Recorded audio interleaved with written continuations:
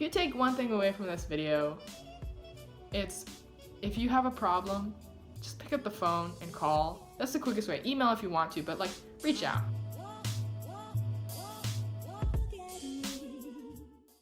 Hello everyone, and welcome back. I think I really like this angle. The lighting is good.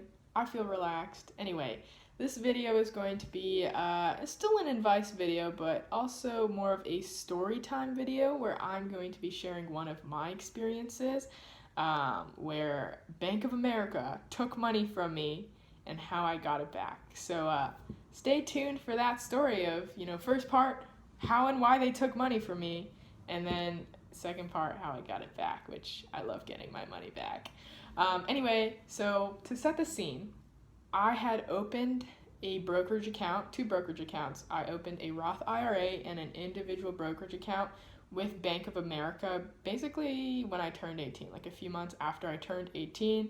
I was stupid, did not invest in anything. I put money into the account. I didn't invest, but and I just left the money in there and forgot about it. I was like, I'm too scared. I didn't want to take action. I just wanted, it's just easier to not do anything, even though I was missing out on who knows how much money in returns. But speed up the time, and I'm like 19, going into sophomore year of college, and it's like the summer, and I'm like, you know what? I really need to get my money working for me if I wanna be financially independent in the future. And I'm only getting older, sadly. I mean, no wrinkles now, but getting some on my forehead when I raised my eyebrows, and I was like, I'm losing time. So I started doing some research, and a big part of why I didn't want to invest back then was because I was looking at all the stocks I knew, Apple, Google, Facebook, and they were like $100. Apple's like 100 something, Facebook's 200 something, Google's 1,000 something, Amazon right now is like 3,000 something, and I was like, I do not have that much money to buy so many stocks. Like, I could maybe purchase one stock of those companies, and then I'd be like, oh my god, that's so much money invested. So I was afraid to do that because I was like, that's so much money tied to just one stock, and I would only be able to say I had one share. So I was tied down to that mentality of only owning one share, and Bank of America doesn't allow fractional shares at the moment. So I did some research, and I found that Fidelity has fractional shares, and so I was like, oh, and they have zero commission trades, and I'll be doing a whole video on, what brokerage you might want to consider, but ultimately it's up to you. But anyway, I decided on going over to Fidelity, and the point there was, okay, I want to move my money from Bank of America over to Fidelity, and it's a very easy process to sign up for an account, open an account, and transfer the money over.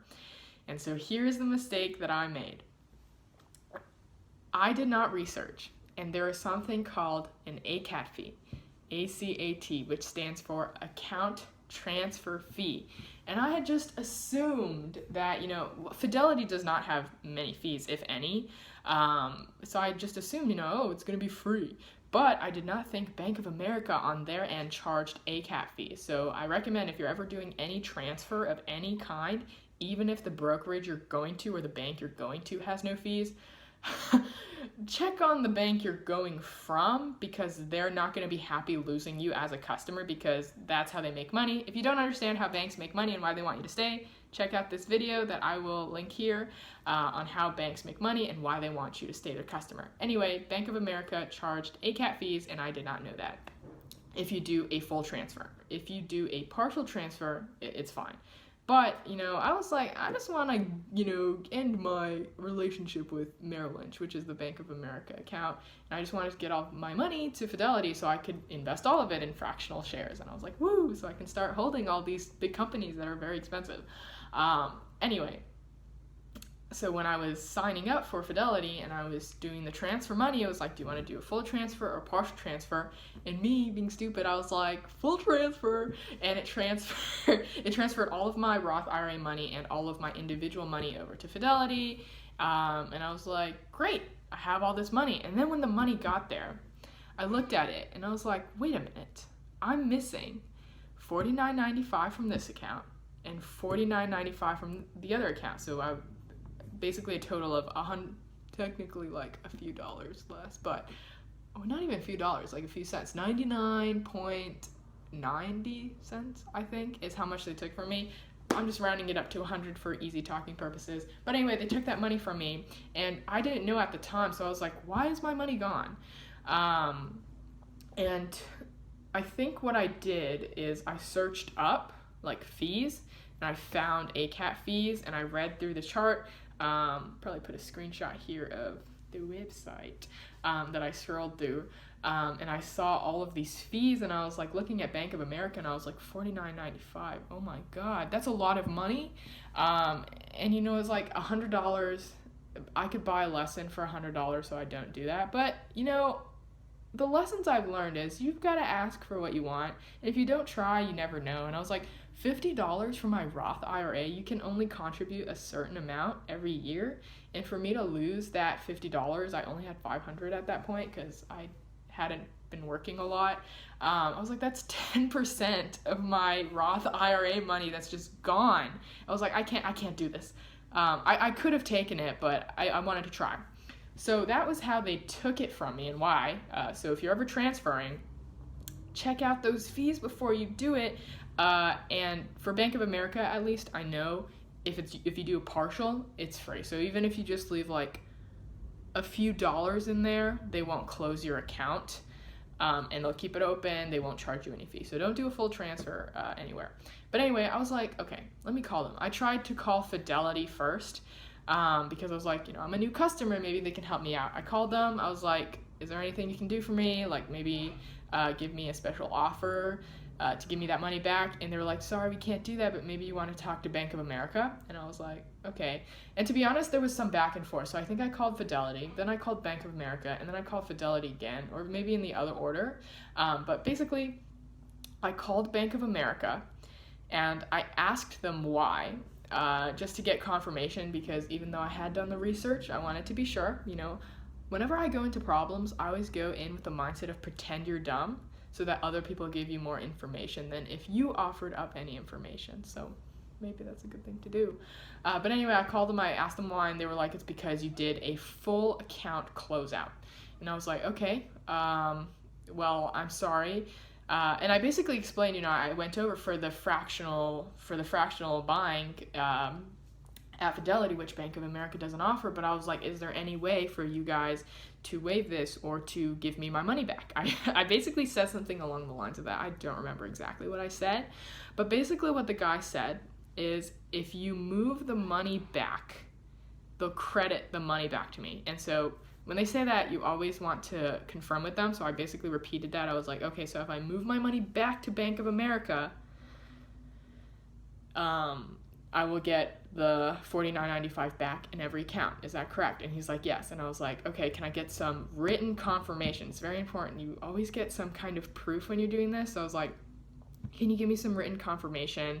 And he emailed me that saying, and then I confirmed with him once again in a reply email, just restating it in my words, because the email he sent out was kind of vague. But anyway, shout out to Ray. Thank you for doing that. But anyway, the point is, if I move the money back from Fidelity to Bank of America, they would credit that back to me. So let's say if I had $500 and they took 50 away, I had $450. If I moved all $450 back to Bank of America, they would give me my $50 back. And so I would have $500. But then you might ask me, okay, well then what was the point of moving it over to Fidelity anyway? Well, my friends, let me tell you, I am so sneaky and so smart. My plan was, and Fidelity doesn't have fees, so if you do a full transfer out of Fidelity, they don't charge you fees. So Fidelity is really nice. But I was like, okay, I'm gonna move the money. I didn't don't tell the dude you're gonna do this, but I was going to move the money from Fidelity back to Bank of America, and then I was gonna do a partial transfer. That way they wouldn't close my account. They won't charge me the transfer fee, and I could move some money to Fidelity, and I'll just keep investing in Bank of America. So that's basically what I did. I moved my money back from Fidelity, and the Bank of America guy helped me initiate it, just so it would like show up on their system and I didn't have to do it, and it would be like definitely like he moved it back for me so he can credit it. So it's like all on him, so I don't do anything wrong transferring from Fidelity over, because they can do that for you.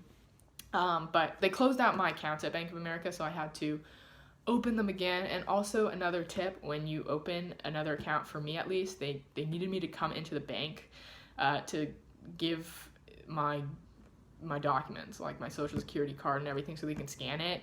And I was like in COVID, and I was like, I don't want to go to the bank. And I had already done that a year prior, so I was like, you already have all of my information. But they were like, yeah, you need to come in. So what did I do again? I called them. Actually, no, I emailed the guy who helped me set it up first.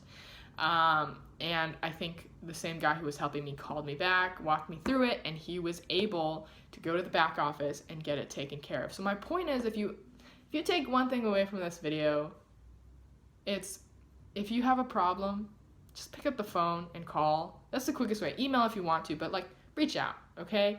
I called them. I did not need to go into the bank. They had my documents because I was like, I already did this already. So they opened another account for me, initiated the transfer from Fidelity over to Bank of America, and like they said, they credited back my $49.95 or $50 into my account. So then, what did I do? I immediately moved money over to Fidelity, but I only did a partial transfer this time, so I left around $100 in each account in Bank of America just to keep it open. You could leave less, but I was like, let me leave a substantial amount so they don't close my account. Please don't close my account.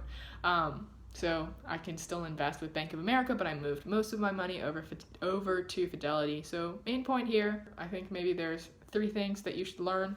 Number 1, if you're trying to transfer any kind of money out of any kind of account, search up if there are fees to do so, and avoid those fees if possible by doing the version that does not charge you fees, like doing a partial transfer instead of a full transfer. So that was on me. I didn't do my research. The second lesson you should learn is that if something does happen, don't just take it. Call them.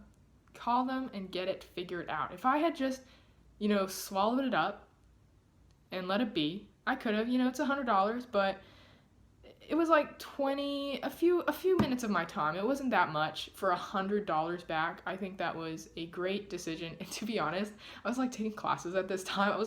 I was in a Zoom call with Bank of America.